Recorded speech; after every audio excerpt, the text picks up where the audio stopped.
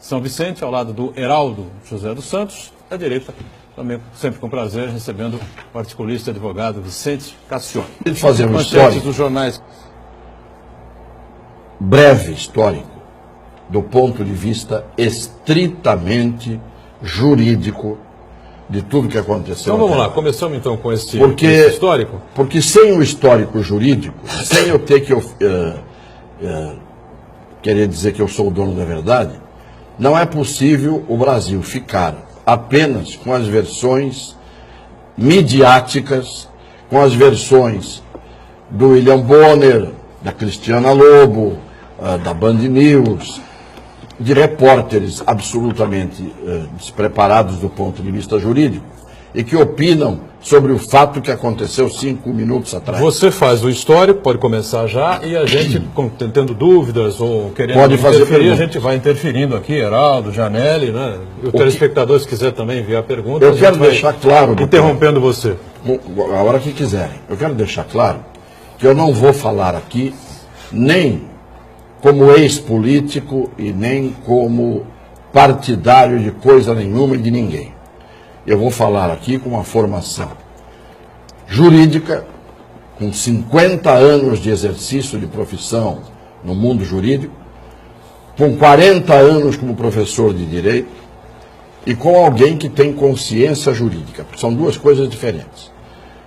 Formação jurídica é quem estudou direito. E às vezes sai gente da faculdade sem formação jurídica a despeito de ter estudado direito. Consciência jurídica pode ter qualquer pessoa, mesmo sem ter estudado direito. É a noção do que é justo dentro da lógica do pensamento. Então eu vou brevemente dizer o seguinte. Tudo começou, as coisas estavam caminhando, as investigações caminhavam. Tudo começou quando 3 promotores de São Paulo, absolutamente fora de hora, resolvem tomar providências, colocam os holofotes em cima deles. O Moro estava investigando as coisas em Curitiba e pedem a prisão do Lula, os promotores de São Paulo. Isso. O que faz o Lula? O Lula vai ao Supremo Tribunal Federal, portanto, pelo caminho jurídico, vai ao Supremo Tribunal Federal e diz, pedindo ao Supremo que se pronuncie, o seguinte: esse pessoal de São Paulo é suspeito, esse promotor já deu uma entrevista antes da hora, já me condenando, eles não têm competência para cuidar disso. Quem tem competência para me investigar e cuidar disso é o juiz Sérgio Moro. O pessoal perdeu a memória. Ele foi ao Supremo escolhendo o Moro. Ele não foi ao Supremo fugindo do Moro. Ele não queria que os promotores de São Paulo agissem porque não tinham competência para agir. Competência no sentido jurídico, não é capacidade. Não tinham competência. Você tem conflito de competência no direito. Quem é que julga? É o juiz federal ou o juiz estadual? Quem é que julga? É o juiz do trabalho ou é o juiz comum, do direito comum? Então você tem... qual é a competência? É do Supremo Tribunal Federal ou é da instância inferior? Criado o conflito, o tribunal decide e aí continua. Muito bem. O Lula escolheu o Moro, dizendo a competência é dele, não é desses promotores de São Paulo. Quando os promotores de São Paulo pediram a prisão do Lula e apareceram no holofote, deu um surto no Moro, e o Moro, descabidamente, contrariando o direito, determinou a condução coercitiva do Lula absolutamente ilegal. Por que ilegal? Porque a condução coercitiva só se faz quando alguma testemunha intimada ou um investigado, que não está processado, não está indiciado, intimado para comparecer, se recusa. Ele não se recusou, simplesmente fizeram a condução coercitiva. passaram por cima da lei. Em cima ele disso... teve uma recusa, mas ao Ministério Público Estadual, não foi? Estadual, e ele foi ao Supremo para dizer, com recurso, né? Lá eu não vou porque a competência é do Moro. E ele estava correto. Só que o Supremo não se manifestou. O Supremo não se manifestou, ele foi conduzido coercitivamente, e aí deram uma chance para ele virar vítima e para ele fazer os discursos que fez e para ele incitar a militância do partido e aqueles que são favoráveis a ele a começarem a se manifestar a favor dele, evidentemente. Foi o discurso que ele fez. Aí veio a indicação para o Ministério, com o argumento de que ele estava querendo fugir do Moro. Como? Se ele mesmo disse ao Supremo Tribunal Federal, a competência é do Moro e eu quero ser investigado pelo Moro, não pelos promotores de São Paulo. Então, a indicação para o Ministério não era fuga do Moro, como todo mundo disse, é que as pessoas perdem a memória da véspera. Dão a notícia na quinta-feira e esqueceram o que aconteceu na quarta. Ele, indicado para o Ministério legitimamente, a presidenta da República tinha poder para indicá-lo, ele não estava processado, não estava condenado e, portanto, não importa se a imagem era ruim ou boa, ela fez a nomeação e a indicação. Aí veio o problema do vazamento dos grampos. Grampo efetuado fora do horário determinado pelo juiz. O que da conversa da presidente com o Lula. Ah, mas o que vale é o conteúdo. Eu fui obrigado a ouvir um ministro do Supremo dizer isto. O que vale é o conteúdo. Não, o que vale é o prazo que o juiz deu. Se ele quiser fazer valer aquilo, manda aquilo para o Supremo e não vaza para a Rede Globo. Porque pouca gente sabe, o repórter da Rádio Bandeirantes, eu estava ouvindo, na hora do almoço, disse, está circulando na rede social uma notícia de que ninguém pode perder o Jornal Nacional hoje, no dia do Grampo, que haverá uma bomba. Quarta-feira. Quarta-feira. O repórter da Bandeirantes no rádio disse isso. Se não me engano, o Galvão. Aí ele disse, é mentira, nós estamos acompanhando os fatos, isso não vai acontecer, isso é para dar audiência, ou é boato, é para dar audiência para o Jornal Nacional. Não era não. O Moro tinha vazado para a Rede Globo a notícia. Só que o que aconteceu? Vazaram a notícia e vazaram o que vazaram. Mas ele abriu para a Rede Globo apenas? Sim, porque quem recebeu foi a Rede Globo.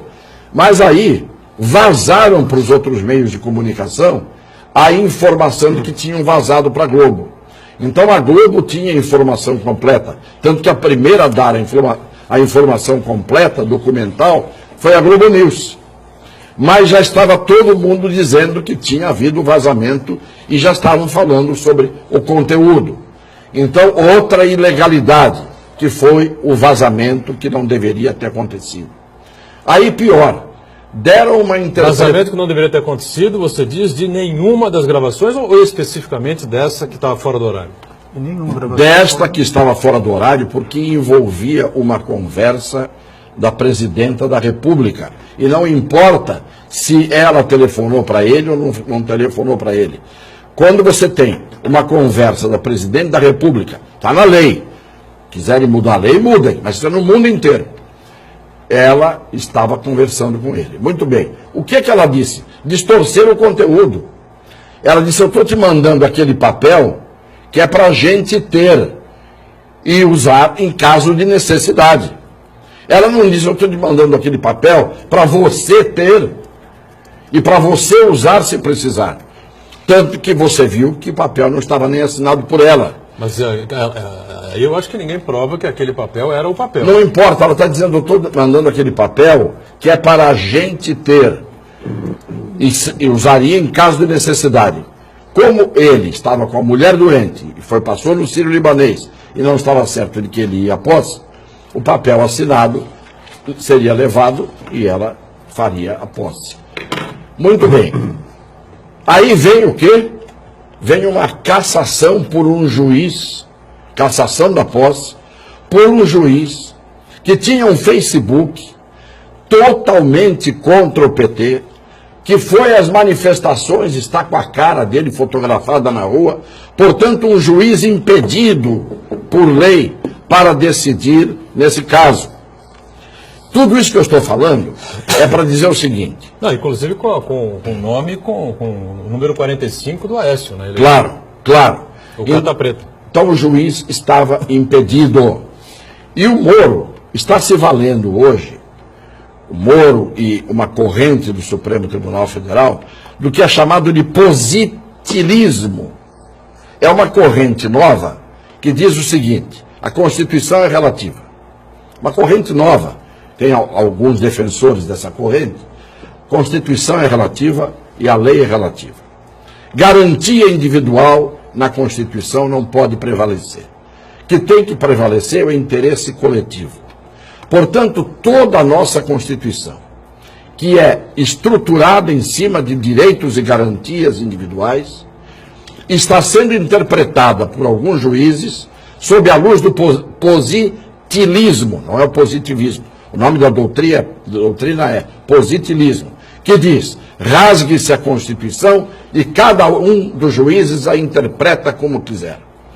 Por que eu estou fazendo isso? Para defender o Lula? De jeito nenhum. Fui o primeiro aqui a dizer que ele tem que ser investigado até o fundo. Agora, aparecem com um contrato de venda e compra do sítio que encontraram dentro do sítio. Nem assinado por ele, nem assinado pelo vendedor. Se o sítio é dele, tem um contrato em branco que nenhum dos dois assinou, ou ele está comprando, então não é doação e não é favor, ou ele não está comprando porque ninguém assinou. Então as pessoas não param para raciocinar que para você pegar algum bandido, você tem que ter provas e tem que fazer as coisas dentro da lei. Isto vale para mim, para o Boturão, para o Janelli, para o Heraldo, para o Rubeni e para todos. Eu, com a minha formação jurídica, posso, dentro de mim, como ser humano, achar que todo mundo tem que ser condenado e ir para a cadeia. Mas na hora em que eu tendo uma formação jurídica, eu me estupro no meu conhecimento jurídico e sou obrigado a defender essas ilegalidades, então eu sou vil, eu sou um ser abjeto, eu sou um ser repugnante. Não é possível a gente abrir mão do nosso conhecimento. É como se um médico que tem uma formação médica dissesse, num determinado momento, por interesse secundário, que você não tem um câncer, que você tem uma gripe, só para te agradar, e você não se trata. Não é possível. A gente tem que, dentro do direito, fazer o direito. Fazer valer o direito.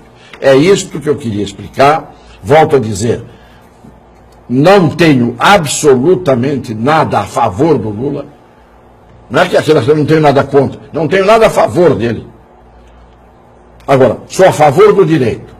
Enquanto nós, no Brasil, caminharmos assim, nem no tempo da ditadura se ousou tanto.